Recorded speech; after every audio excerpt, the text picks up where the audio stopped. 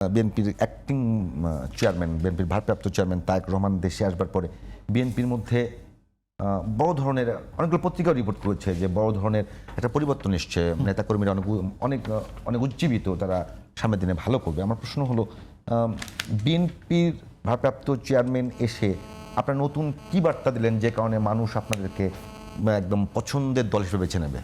আমি এই জায়গাটাতে আসার আগে একটু কথা বলে নিই যে জুলাই সনদে কি আছে। বলছে যে সাংবিধানিক প্রতিষ্ঠানগুলি তো আছেই, যে তত্ত্বাবধায়ক সরকার প্রধান এটা মনোনয়ন কে কে করবেন? প্রধানমন্ত্রী, বিরোধী দলীয় নেতা, স্পিকার, ডেপুটি স্পিকার, সংসদের দ্বিতীয় বিরোধী দলের নেতা, বিরোধী দলের নেতা, তারপরে চিফ জাস্টিস। আপনি দিলেন এখানে 3 জন আর 2 জন, আর চিফ জাস্টিসকে আনলেন কোশ্চেনের মুখোমুখি।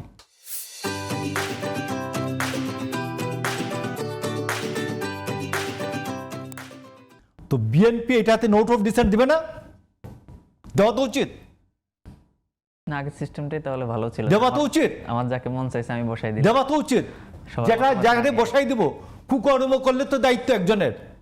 আমি জুডিশিয়ারিকে ধ্বংস করে দিচ্ছে, আমি নির্বাচিত হয়ে আমি পাপ করলাম, আমি 2 জন, আর আমার অপোজিশন থেকে যারা নির্বাচিত কম ভোট পেয়েছে আমার থেকে তারা 3 জন মাঠে। মানে তত্ত্বাবধায়ক সরকার। আপনার কাছে কি মনে হয় যে সরকারি দল চেষ্টা করবে তাদের মতো করে? এখন পর্যন্ত বাংলাদেশের ইতিহাসে, মানে মোশাররফ একটু বোঝার চেষ্টা করছে আর কি, বাংলাদেশের ইতিহাসে মানে একদম সুন্দরভাবে, সুষ্ঠুভাবে, ভালোভাবে এবং রক্তপাতহীনভাবে ক্ষমতার যে পরিবর্তন সেই জায়গাটা রুদ্ধ হয়ে গিয়েছিল। সেখানে বারবারই যেটা দেখা গেছে যে সরকারি দল বারবারই যে দেখা গেছে, আমি এক্স্যাক্টলি বললাম না কিন্তু যেটা বললে বিএনপির নাম আসবে, সরকারি দলের পক্ষ থেকেই এই ঝামেলাটা শুরু হয়।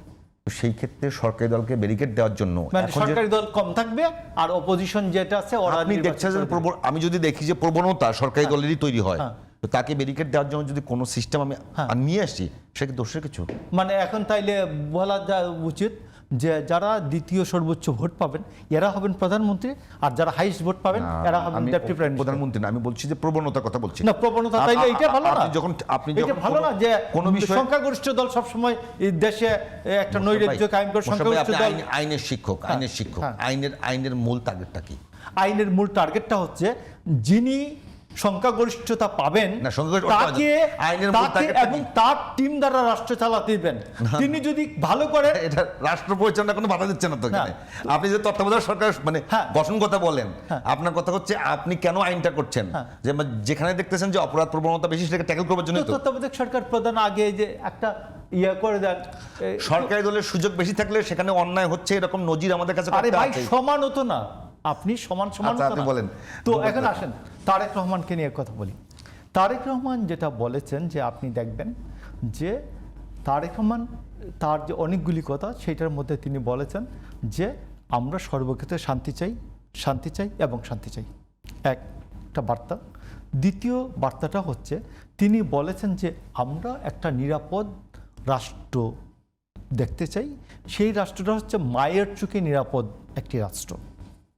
আপনি জানেন যে পৃথিবীতে সবচেয়ে মায়ের কুলকে সন্তানের জন্য নিরাপদ মনে করা হয়, সবচেয়ে নিরাপদ মনে করা হয় সর্বক্ষেত্রেই। ইভেন পশু পাখি মানুষ সকল প্রাণীদের ক্ষেত্রেই মা হচ্ছে সবচেয়ে নিরাপদ জায়গা। তো মায়ের চোখে নিরাপদ একটা আমরা রাষ্ট্র চাই। এবং তিনি আরেকটা কথা বলেছেন যে আমাদের ন্যায় বিচারের ভিত্তি হবে নবী করিম সাল্লাল্লাহু আলাইহি ওয়াসাল্লামের ন্যায়পরতা। তো এই কয়েকটা কথাকে যদি আপনি একটা একত্র করেন, এবং তিনি বলেছেন যে মার্টিন লুথার কিং বলেছেন আই হ্যাভ এ ড্রিম, আর তিনি বলেছেন I have a plan for the country of my for the people of my country, people of my country for the, মানে আমি এটা বললাম I have a plan, we have a plan. লাস্টে উনি বলেছে we have a plan. এই প্ল্যানটা কি বিএনপি ওপেন করেছে নাকি তাদের ওই ইশতেহারে ওপেন করবে? বিএনপি ইতিমধ্যে প্রায় অনেকগুলি ক্ষেত্রে তো আপনি শুনেছেন যে অনেকগুলি ছোট ছোট রাষ্ট্র পরিচালনার পরিকল্পনার শীর্ষক অনেকগুলি কর্মশালা হচ্ছে, সেখানে কিছু কিছু কথা বলা হচ্ছে।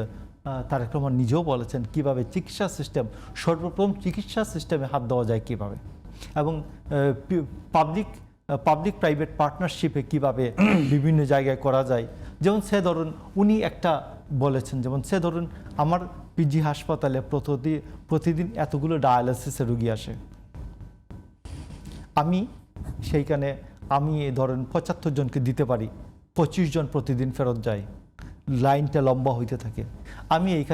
আমি অ্যারেঞ্জমেন্ট করতে পারি, গভর্নমেন্ট বিল দেবে, সেই ক্ষেত্রে এদেরকে বিভিন্ন প্রাইভেট হসপিটালের যে তার ন্যূনতম প্রফিট মার্জিন করে তাকে যদি বলা হয় যে আমি তোমার এখানে এই এতজন 25 জনকে আমি 10 জন 5 জন পাঠিয়ে দিলাম, that can B a public private partnership. এইরকমভাবে চিকিৎসার ইমিডিয়েট মোকাবিলা, বিএনপি কি এইবার ইমিডিয়েট মোকাবিলা, এবং এরপরে ইনফ্রাস্ট্রাকচার। আমি প্রশ্ন করলাম না, আপনার সহজ হবে। বিএনপি কি এইবার কোনো সেন্টিমেন্ট দিয়ে নয়, জনকল্যাণ দিয়ে এবার নির্বাচনটা করতে চায়? বিএনপি জনকল্যাণের একটা পরিকল্পনা দিবে, একবারে স্পষ্ট, এবং যেটা একেবারেই বাস্তবানুক, কোনো অলিক কল্পনা না, বাস্তবানুক এইরকম পরিকল্পনা দেবে, দিয়ে সেটার বেসিসে সে ক্ষমতায় যেতে চায়, রাষ্ট্র পরিচালনার দায়িত্ব পেতে চায়, এবং এটা প্রতি 6 মান্থ অন্তর এটাকে পাবলিকের যে অভিমতটা আছে, অভিমত, এটাকে সে রিভিউ করবে যে এই মুহূর্তে আমরা যে আমি বুঝতে পারছি, আমি আপনার বিষয়। তার মানে বিএনপি চাচ্ছে যে কোনো সেন্টিমেন্ট দিয়ে নয়, শুধুমাত্র জনকল্যাণকে সামনে এনে তারা আগামী নির্বাচনটা পাড়ি দিতে চায়। আমার প্রশ্ন হলো, বাংলাদেশে এই মুহূর্তে ভারত বিরোধী সেন্টিমেন্টটা অনেক তুঙ্গে, এটা মোশাররফ ঠাকুর কি মনে করেন?